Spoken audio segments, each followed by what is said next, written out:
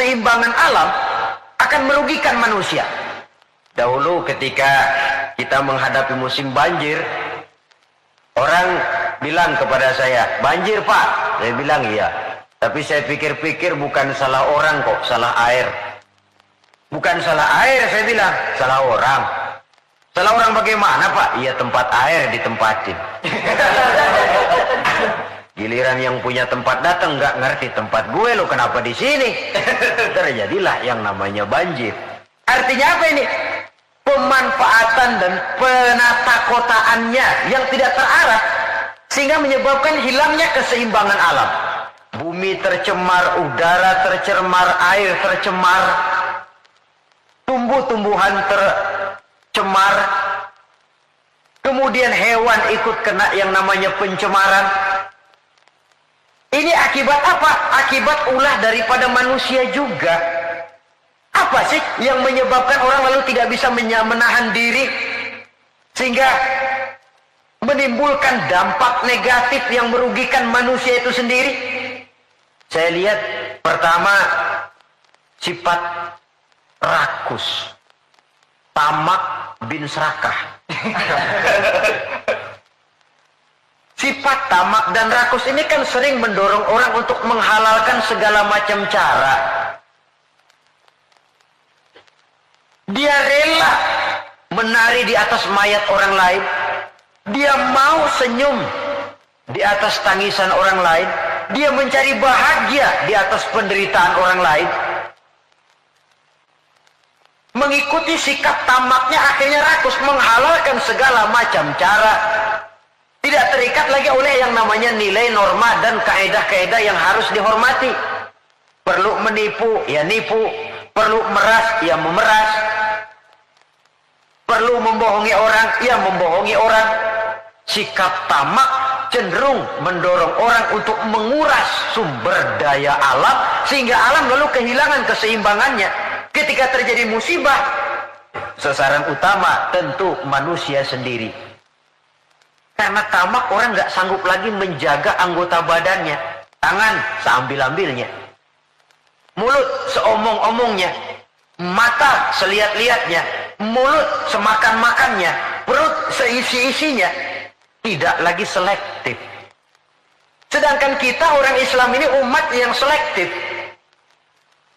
Bahwa kita makan, kita minum, kita berpakaian, seluruhnya dibatasi oleh pertanyaan. Yang saya minum ini, yang saya makan ini, yang saya pakai ini, yang saya usahakan ini, Allah ridho apa tidak?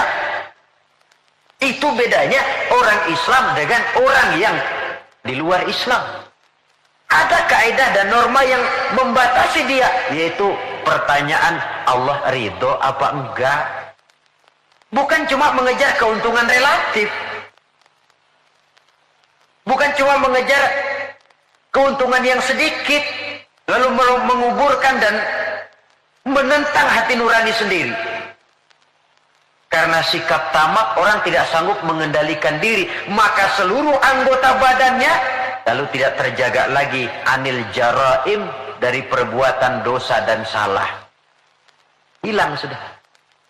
Nah, orang begini, kalaupun dia suci daripada hadas kecil dan hadas besar, tapi anggota badan lainnya tidak terpelihara dari perbuatan dosa, lah sama juga bohong. Hadas kecil nggak punya, hadas besar nggak punya, wudu sering, tapi nyolong jalan terus. Mulutnya fitnah orang, suka betul, gunjing orang, iya. Makan yang haram, iya. Nipu orang lain, iya. Itu namanya tidak menjaga anggota badan dari kotoran-kotoran yang abstrak. Ini yang saya lihat penyebab pertama, sikap tamak. Yang kedua, sikap materialistis. Ini merupakan pemacu paling utama. Sikap materialistis yang ideologinya biasanya ideologi perut ini. Hidup cuma isi perut. Karena itu materi tujuan utama. Kalau perlu nipu, nipu. Kalau perlu ngebohongin orang, ngebohongin orang. Kalau perlu korupsi, korupsi. Sampai sekarang ini bukan cuma buku, bahkan sampai kepada hak cipta, sampai kepada produksi, sampai kepada hal-hal yang berkaitan dengan hubungan dengan dakwah, masih terkena yang namanya bajakan. Dan yang aneh bahwa ya tahu itu barang bajakan, toh masih ada saja yang mau jual. Ini kalau tidak didorong oleh sikap materialistis, mengejar keuntungan relatif dengan menekan perasaan pribadi, sudah merugikan orang lain, merugikan teman, gak soal. Bahwa dia menari di atas penderitaan orang, bahwa dia senyum di atas bangkai saudaranya misalnya, bukan soal bagi dia. Yang penting target materi tercapai. Kalau sudah kemarilah cara berpikir orang, bukan saja dia menginjak hak azasi daripada orang lain, tapi dia sudah menjerumuskan dirinya sendiri. Mungkin dia orang macam ini terlepas dari pengadilan dunia, tapi tidak seorang pun yang akan lepas dari pengadilan Qadhi Rabbul Jalil, di mana akan diputar seluruh film kegiatan hidup kita, sejak dari yang sekecil-kecilnya sampai kepada yang sebesar-besarnya. Apalagi di zaman di mana orang sekarang ini gampang nekat, merasa deadlock, buntu, apalagi di belakang dia lihat merasa ada backingnya, jaluknya jadi naik, palanya jadi besar, hidungnya jadi mekar, lalu membusungkan dada, timbul sikap sombong dan cenderung menganggap enteng kepada orang lain. Padahal kalau sudah ada kecenderungan menganggap remeh dan enteng orang lain, itu tandanya orang sudah mulai kehilangan kepercayaan kepada dirinya sendiri. Karena itu Islam mengajarkan la yu'minu ahadukum hatta yuhibba li akhihi ma yuhibba li nafsihi. Belum sempurna iman kamu sampai kamu cinta kepada saudaramu sebagaimana kamu cinta kepada dirimu sendiri. Artinya apa ini? Mengukur orang lain dengan diri sendiri. Kalau orang lain tanpa salah saya tempeleng, sakit nggak? Sakit. Saya pun begitu. Kalau orang lain tanpa salah difitnah, sakitkah dia? Sakit. Saya pun begitu. Yang tidak enak terjadi pada diri saya akan begitu juga kalau terjadi pada diri orang lain. Maka pertimbangannya adalah diri sendiri. Kalau sudah ke sana cara berpikir orang, dia nggak brutal. Enggak lalu ingin mengejar keuntungan karena sikap tamak dan rakus, lalu mengabaikan rasa persaudaraan, rasa persatuan, rasa solidaritas. Yang penting uang masuk. Mungkin di dunia banyak pihak bisa kita kelabuin, tapi sanggupkah kita ngebohongin Allah? Mungkin banyak saksi ada charge yang kita bayar bisa meringankan kita, tapi sanggupkah kita mencari saksi ada charge di akhirat nanti? Keyakinan semacam ini yang membatasi pola dan gaya seorang muslim dalam menjalani kehidupan. Dia berupaya menjaga kebersihan, setelah kebersihan badannya, kebersihan anggota badannya dari perbuatan yang mengundang salah dan dosa. Setelah sikap materialis, saya lihat lagi yang mendorong orang tidak sanggup mengendalikan diri dan menjaga diri dari kotoran tadi. Apa? Takabur dan kurangnya rasa malu. Kalau tidak punya rasa malu sama sekali. Ini membudayakan rasa malu zaman sekarang saya anggap penting ini. Di saat nilai bergeser, prinsip orang sekarang sudah prinsip hidup cuek sih. Kenal cuek? Cuek kenal gak? Sebodoh teing sama orang lain. Malah ada pepatah Arab yang saya lihat banyak dipakai orang sekarang. Bul ala zamzam fatu araf katanya. Kencingi air zam-zam nanti kamu terkenal. Artinya kalau pengen terkenal bikin yang aneh-aneh. Sumur zam-zam dikencingin, tuh bakal terkenal seluruh dunia. Orang kenal, gila benar tuh sumur zam-zam dikencingin. Terkenal tapi terkenal nggak benarnya. Nah orang nggak peduli benar apa nggak benar, yang penting terkenal dulu. Istilahnya biar tekor asal nyohor. Artinya kalau pengen cepat terkenal, bikin yang aneh-aneh. Pakaian yang aneh-aneh, rambut yang aneh-aneh, gaya jalan yang aneh-aneh, cara bergaul yang aneh-aneh. Makin dianggap aneh, makin cepat terkenal.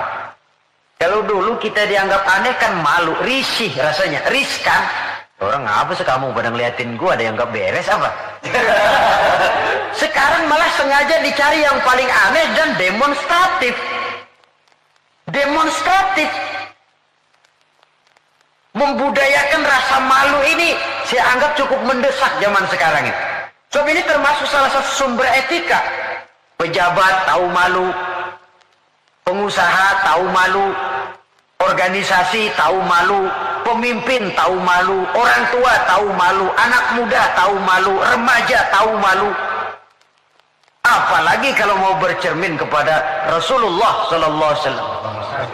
Imam Abu Ja'far Al-Barzanji menceritakan akhlak Nabi itu, wa kana sallallahu alaihi wasallam syadidal haya. Beliau orang yang sangat pemalu.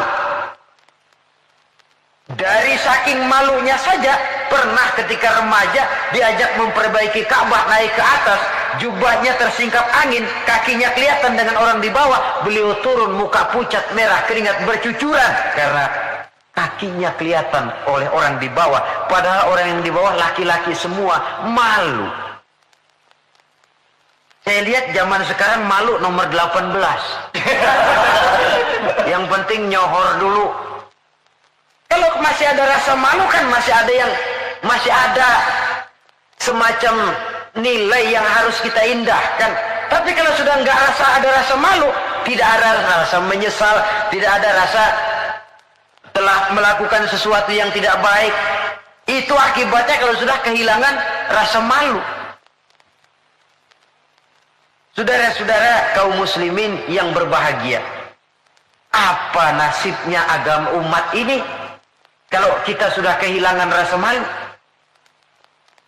Perbuatan apa yang tidak akan negatif dan tidak akan mengarah setidak-tidaknya kepada perbuatan negatif kalau kita sudah tidak punya rasa malu? Nah, kalau orang sudah nggak punya rasa malu, sudah nggak punya timbangan, karenanya cuek. Tahu cuek? Udah masa bodoh aja dah. Orang mau bilang apa kek, yang penting kan untung, yang penting kan duit masuk, yang penting kan terkenal. Sehingga jangan heran kalau sekarang di kampung-kampung walau orang pakai baju kayak mau mentas di televisi saja. Padahal nggak kemana-mana.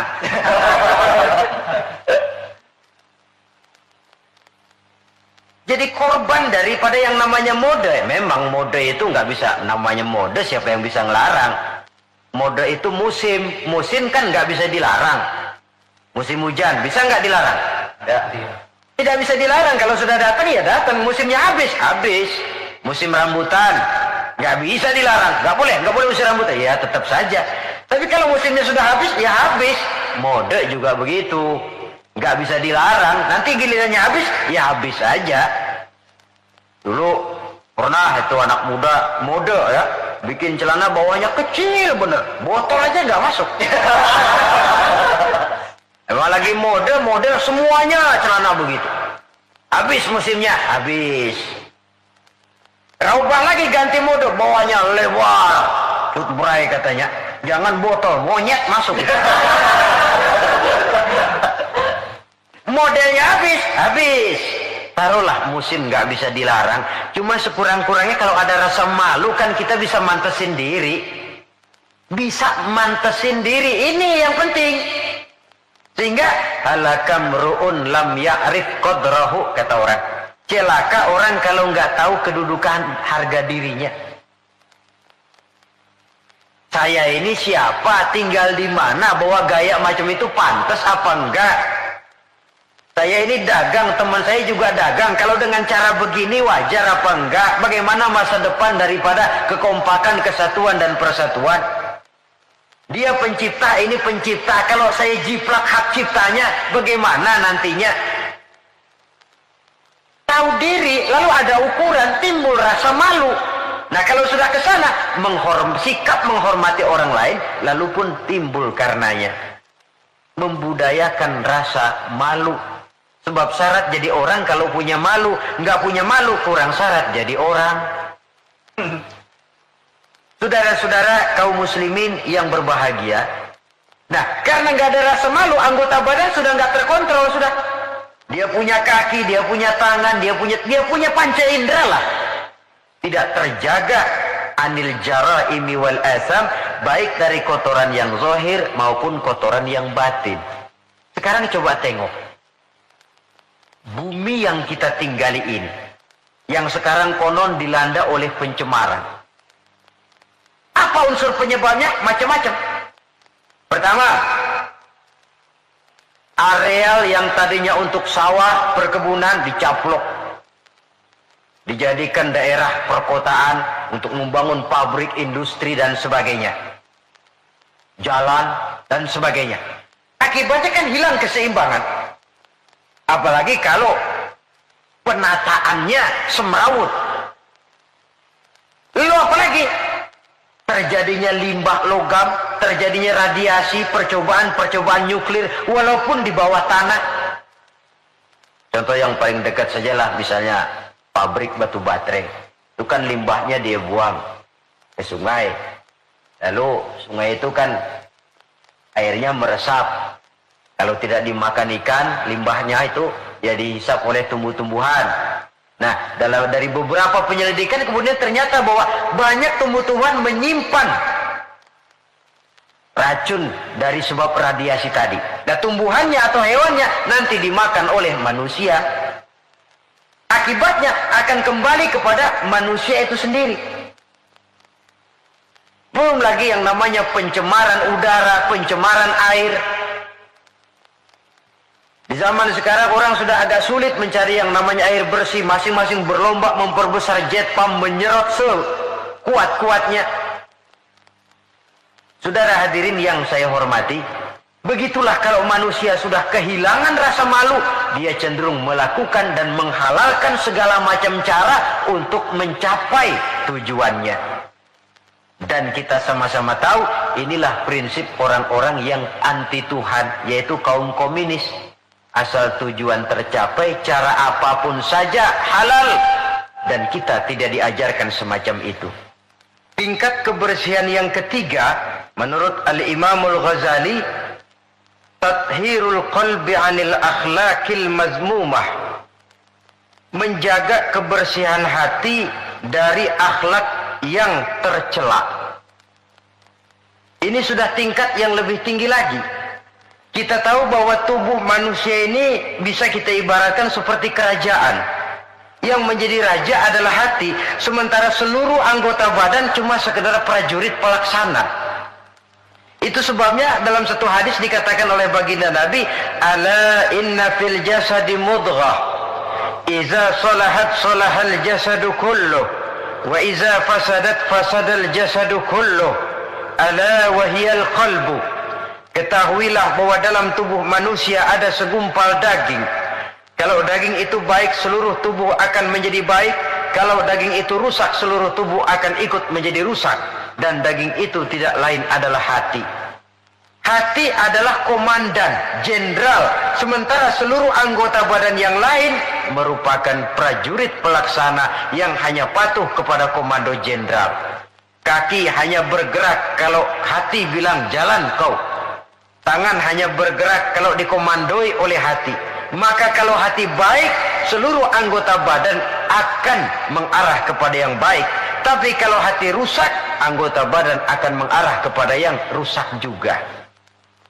Tapi ini lalu tidak berarti orang harus berpikir terbalik. Kalau begitu, yang penting hati kita baik kan. Gak sembahyang juga kalau hati udah baik, nggak ngapa-ngapa kan. Itu pemikiran yang paling keliru. Karena bagaimanapun kita dalam beragama ini kan punya standar, punya ukuran.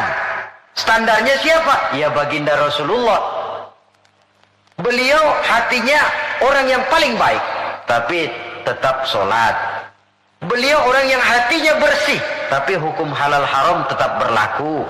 Beliau orang yang hatinya sangat bening, tapi tetap puasa Ramadan dan sebagainya, ibadah-ibadah yang itu standar namanya. Kalau merasa hati sudah bersih, oh biar gua nggak sembahyang juga tapi hati kan bersih. Loh, prinsip itu saja sudah menjelaskan ngeresnya hati. Saudara hadirin yang saya hormati, oleh karena itu membersihkan hati dari akhlak yang tercela Ini merupakan tugas utama. Bahkan dijelaskan oleh Imamul Ghazali, penyakit zohir sangat jauh bedanya dengan penyakit hati, penyakit batin. Apa bedanya? Pertama, kalau penyakit zohir, biasanya kita yang punya penyakit lebih tahu dari orang lain. Tapi kalau penyakit hati, penyakit batin, biasanya orang lain lebih tahu dari kita yang punya penyakit. Misalnya, kita punya bisul di belakang. Itu penyakit zohir kan? Kita tahu, orang lain nggak tahu. Enak teman datang bercanda, dia tepak aja belakang. Udah melintir-melintir kita. Dia nggak tahu, kita tahu. Penyakit zohir, kita yang punya penyakit lebih tahu dari orang lain. Tapi kalau penyakit hati, penyakit batin, kadang-kadang orang lain lebih tahu, kita yang punya nggak berasa.